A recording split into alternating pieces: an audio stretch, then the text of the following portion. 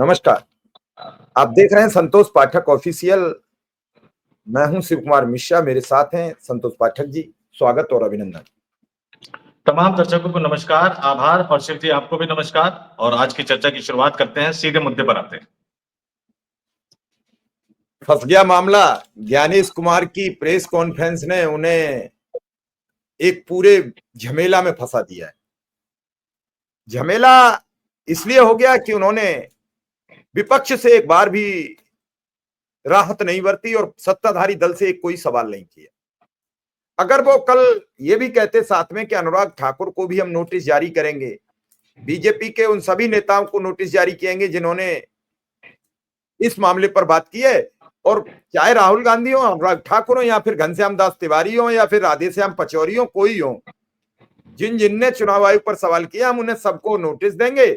जो हल्फनामा देगा उसकी बात करेंगे, जो नहीं देगा उसकी नहीं करेंगे। वहां तक भी ठीक था।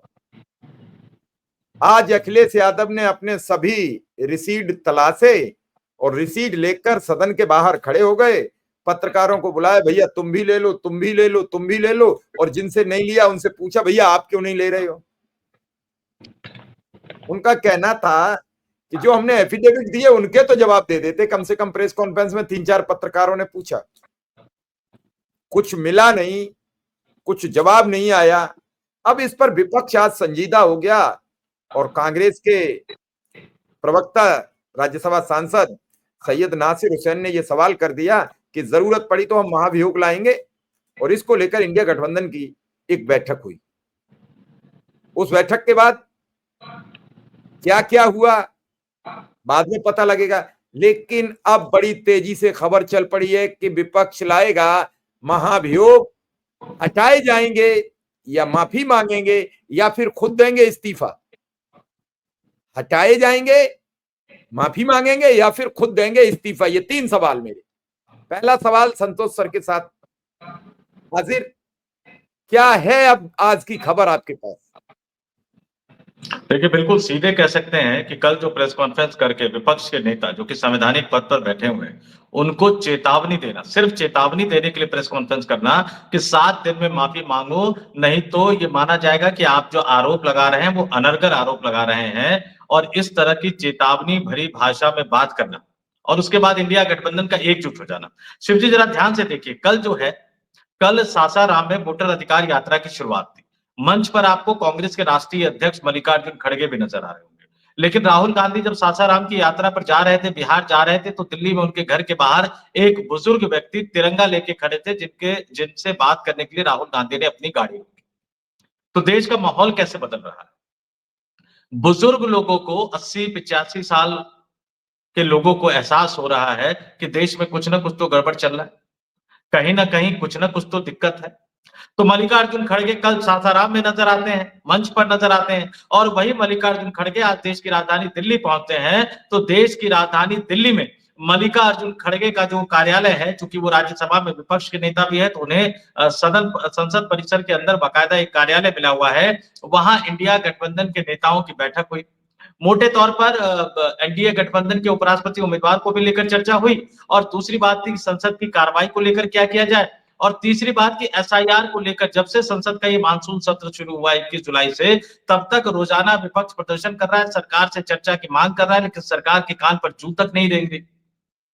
सरकार से पूछो तो सरकार कहती है कि चुनाव आयोग एसआईआर करवा रहा है, उसमें हम क्या सदन में जवाब दे।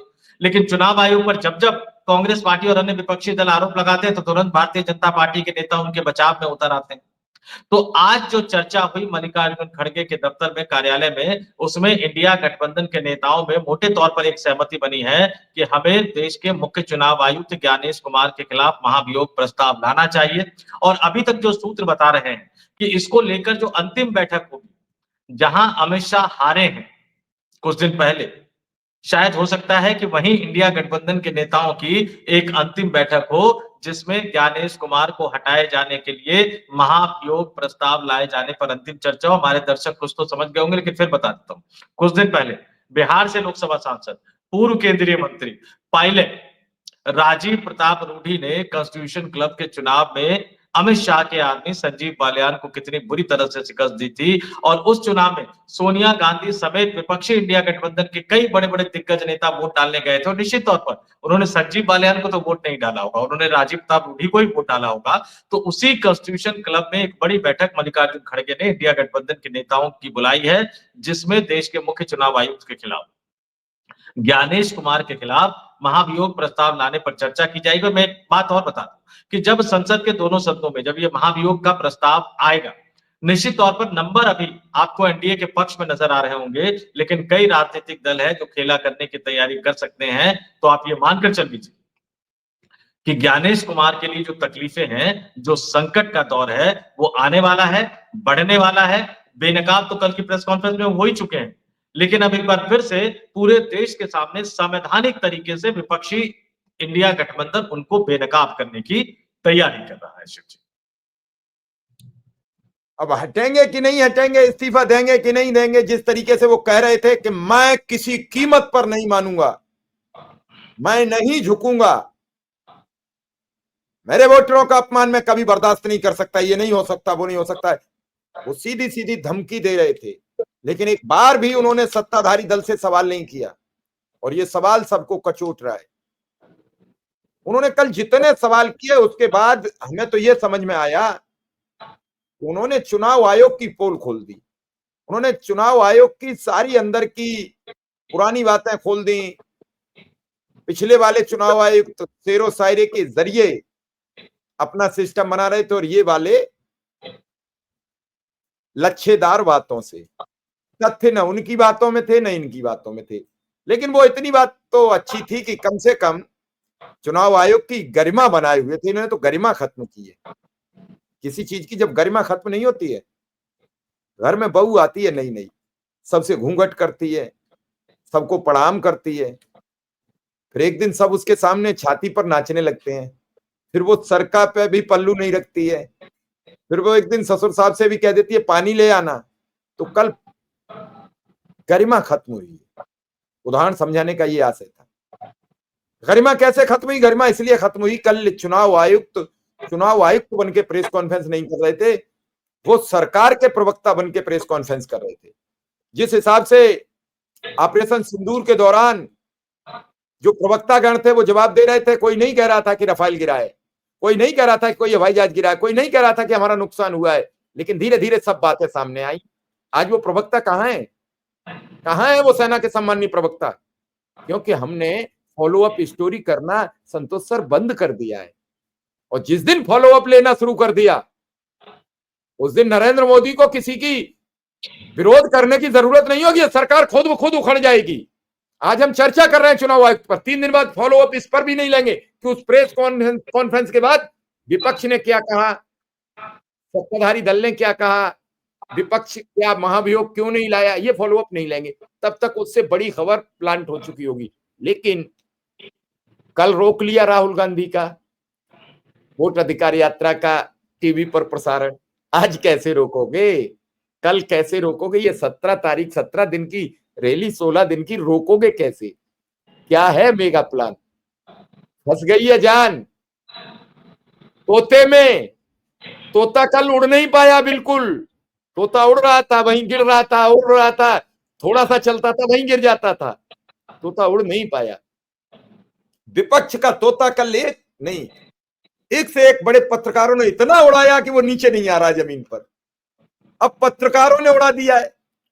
अब तक नेता उड़ा रहे थे तो अखिलेश फिर सब सबूत लेके पहुंच गए, तुम भी लो भैया, तुम क्यों नहीं ले रहे? पत्रकारों को भी झेप लगने लगी है कि हम प्रेस रिलीज ले जाते हैं, डेस्क पर छोड़ देते हैं, कोई पढ़ता नहीं। ये नेता हमें चाय भी पिलाते हैं, हमें बिठाते हैं, हमारा सम्मान करते हैं, गाय बगाए कभी हम फोन कर लेते हैं, उसका जवाब देते हैं, हम किसी की मदद के लिए कुछ बोल देते हैं तो वो भी कर देते हैं, और हम इनकी एक प्रेस रिलीज अपनी वेबसाइट पर अपने प्रोग्राम में सेट नहीं करा पा रहे, तो वो भी शर्मिंदगी से निगाहें चुरा रहे हैं। नहीं शिव जी, ये रिपोर्टरों की व्यथा समझनी होगी। भाई डेस्क पे जो संपादक बैठे हुए डे प्लान वो तय करते हैं, क्या चलेगा ये वो तय करते हैं। आज रिपोर्टरों का लाइव कितने सेकंड का लिया जाता है, जरा आप खुद देख लीजिए। घंटों घंटों तक पता नहीं कौन कौन से अजीब अजीब से पॉलिटिकल एक्सपर्ट बना के बिठा दिए जाते हैं, अपने रिपोर्टर का लाइव नहीं लेते वो ज्यादा। क्यों? क्योंकि रिपोर्टर ग्राउंड जीरो की रिपोर्ट देता है, तो नहीं लेते। रिपोर्टरों की अपनी समस्या है। लेकिन अपने दर्शकों को मैं थोड़ा सा ज्ञानवर्धन भी कर दूं कि ये महाभियोग होता क्या है। देखिए, संविधान निर्माताओं ने जो सोचा था, चेक एंड बैलेंस, मैं खास तौर से बताता हूं कि आपको ये समझ आएगा कि गड़बड़ी कहां से शुरू हुई। चेक एंड बैलेंस क्या था कि संविधान के जितने अंग थे वो सब एक दूसरे पर नजर बनाए रखते थे, एक दूसरे में हस्तक्षेप नहीं करते थे, लेकिन नजर बनाए रखते थे। और जब भी गड़बड़ी सीमा रेखा से बाहर जाती थी तो उनको हटाने के लिए जो व्यवस्था की गई, उनको चेक और बैलेंस कहा गया। भारत के संविधान में, भारत के संविधान निर्माताओं ने देश के मुख्य चुनाव आयुक्त को, पहले तो एक ही चुनाव आयुक्त हुआ करते थे, चुनाव आयुक्त को संवैधानिक दर्जा दिया गया, बाद में नरसिम्हा राव साहब के जमाने में 2 और चुनाव आयुक्त रख दिए गए, तो अब 3 चुनाव आयुक्त है, जिसमें से एक मुख्य चुनाव आयुक्त होते हैं, 2 चुनाव आयुक्त होते हैं।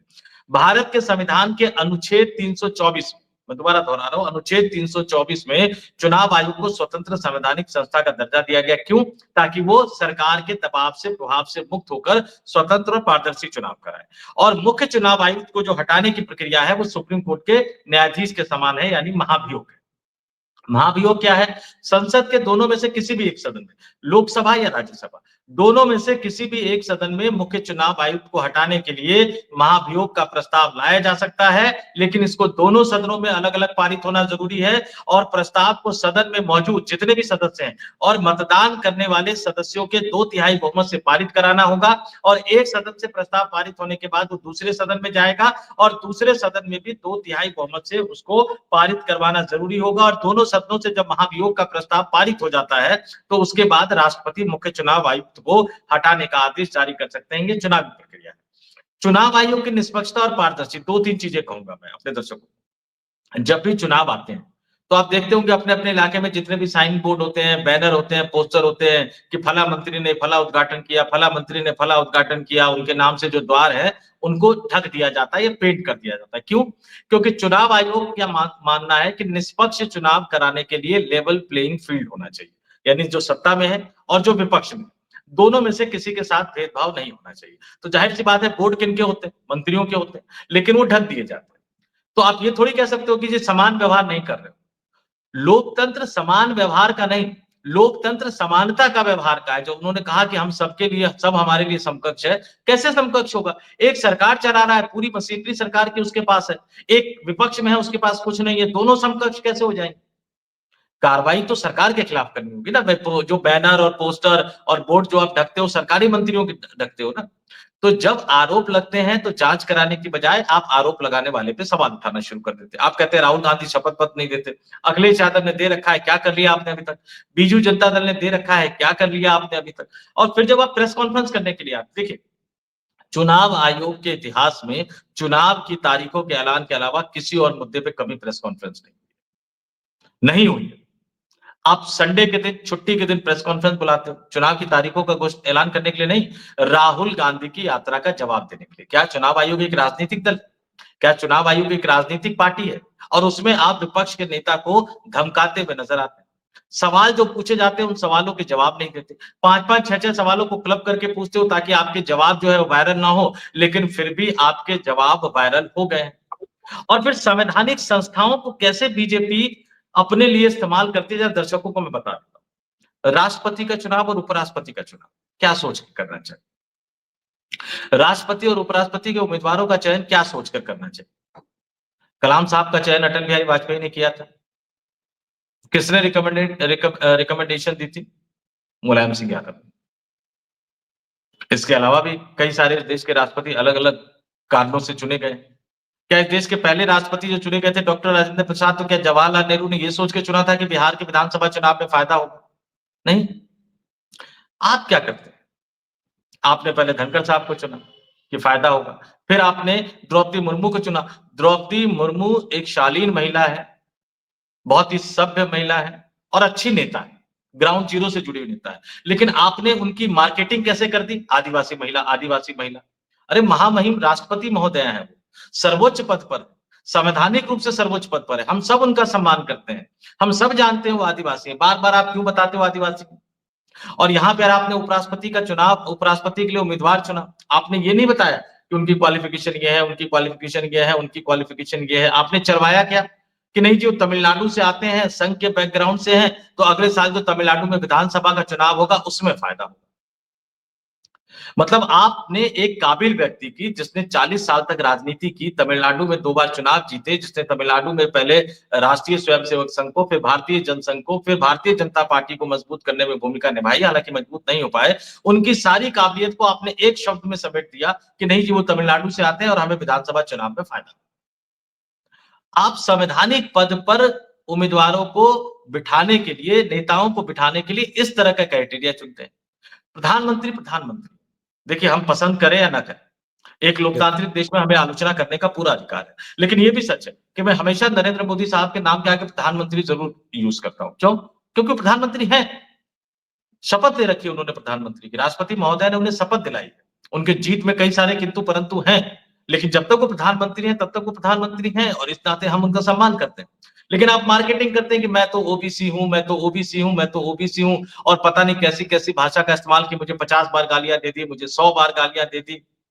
जब आप इस तरह की बातें करते हैं तो आप उस पद की गरिमा को कम करते हैं। जब आप जाति के आधार पर पद को, संवैधानिक पद को, जब आप राज्य के आधार पर संवैधानिक पद को बांटने की कोशिश करते हैं, तो आप उस पद की गरिमा कम करते हैं और फिर हमें ये नजर आता है, जिसका नतीजा अभी हम देख रहे हैं कि देश के मुख्य चुनाव आयुक्त को ये यकीन ही नहीं हो रहा अंदर से कि वो सभी राजनीतिक दलों के लिए बराबर हैं और एक अंपायर की भूमिका में है। वो अपने आप को एक खिलाड़ी समझ चुके हैं और बैट लेकर मैदान में उतर गए। अब दिक्कत है कि मुख्य चुनाव आयुक्त ऐसे खिलाड़ी हैं जो बैट लेके बल्लेबाजी भी करना चाहते हैं, बॉल लेके बॉलिंग भी करना चाहते हैं और अंपायर की तरह हाथ भी उठाना चाहते हैं कि नहीं नहीं ये आउट हो गया, और फिर कहते हैं कि नहीं नहीं ये आउट नहीं। तो इस तरह की स्थिति तब पैदा होती है जब आप संवैधानिक पदों पर भी राजनीति खोजने की कोशिश करते हैं। लेकिन जैसा कि मैंने कहा कि कांग्रेस पार्टी ने अब बीमारी पकड़ ली, राहुल गांधी ने बीमारी पकड़ ली। अब यहां भी देखिए क्या किस तरह से कल से खबरें प्लांट की जा रही है कि भाई तमिलनाडु से सीपी राधाकृष्णन को चुन लिया है तो अब डीएमके को तो वोट देना पड़ेगा। डीएमके इंडिया गठबंधन का मजबूत साझेदार है। अब आप इमोशनली ब्लैकमेल कर रहे हैं। तो क्या मतलब तमिलनाडु से जितने व्यक्ति को आप संवैधानिक पद के लिए बना दोगे तो डीएमके को सबको वोट देना पड़ेगा क्या? इसी तरह से आपने पिछली बार हेमंत सोरेन को एक तरह से इमोशनली ब्लैकमेल कर दिया था, वो बेचारे आपके उसमें आ गया, द्रौपदी मुर्मू को उन्होंने समर्थन दिया एनडीए गठबंधन के उम्मीदवार को राष्ट्रपति चुनाव के लिए। उसी तरह से उन्होंने इमोशनली ब्लैकमेल करना शुरू कर दिया। लेकिन जो मेरे सूत्र ये बता रहे हैं कि जो बैठक होनी है उपराष्ट्रपति पद के उम्मीदवार के लिए, आज जो बैठक होनी है उसमें ये हो सकता है कि इंडिया गठबंधन भी कुछ इसी तरह का उम्मीदवार चुनकर लाए जिससे एनडीए गठबंधन में शामिल कई राजनीतिक दलों की समस्याएं बढ़ती हुई नजर आएगी। और मल्लिकार्जुन खड़गे साहब के आवास पर आज ये बैठक होनी है। कई नेता जो है इसमें फिजिकली प्रेजेंट रहेंगे जो दिल्ली में है, और इंडिया गठबंधन के कई नेता जैसे डीएमके के नेता तमिलनाडु के मुख्यमंत्री स्टालिन साहब हो सकता है कि वो ऑनलाइन वर्चुअली इस बैठक से जुड़े, उद्धव ठाकरे वर्चुअली इस बैठक से जुड़े, ममता बनर्जी हो सकते हैं कि वर्चुअली इस बैठक से जुड़े, या फिर उनके भतीजे अभिषेक बनर्जी फिजिकली मल्लिकार्जुन खड़गे के आवास पर जाकर इस बैठक में शामिल हो। तो अब विपक्षी इंडिया गठबंधन ने चौतरफा घेरना शुरू कर दिया है। राहुल गांधी सड़क पर उतर चुके हैं, उनकी वोटर अधिकार यात्रा का दूसरा दिन है। आप दिखाए या ना दिखाए, मोदी मीडिया दिखाए या ना दिखाए, लेकिन सोशल मीडिया दिखा रहा है। और दूसरी तरफ दिल्ली में मल्लिकार्जुन खड़गे ने कमान संभाल ली है। मुख्य चुनाव आयुक्त ज्ञानेश कुमार के खिलाफ एक तरफ महाभियोग प्रस्ताव लाने की तैयारी है और दूसरी तरफ एनडीए गठबंधन के उपराष्ट्रपति के उम्मीदवार सीपी राधाकृष्णन के खिलाफ एक संयुक्त उम्मीदवार उतारने की तैयारी इंडिया गठबंधन मिलकर कर रहा है। यानी चौतरफा केंद्र की नरेंद्र मोदी सरकार घिरती हुई नजर आ रही है। चलिए दर्शकों तक ये खबर पहुंचे जल्दी से कि संकट में है ज्ञानेश कुमार, किसका बचेगा पद, किसका होगा उद्धार। विपक्ष चलाएगा बड़ी बड़ी तलवार, और इस तलवार के जरिए किस किसके ऊपर होगा प्रहार, ये हमें इंतजार करना पड़ेगा। क्योंकि वोट चोरी ने संकट में डाल दिया चुनाव आयुक्त को। जवाब तो देना पड़ेगा, जनता पूछेगी, क्योंकि वोट ये हमारा जन्मसिद्ध अधिकार है और हम वोट के अधिकार से वंचित नहीं रहेंगे। फिलहाल इस खबर में इतना ही। संतोष पाठक सर का बहुत बहुत आभार, बहुत बहुत धन्यवाद। बहुत बहुत आभार, धन्यवाद और नमस्कार।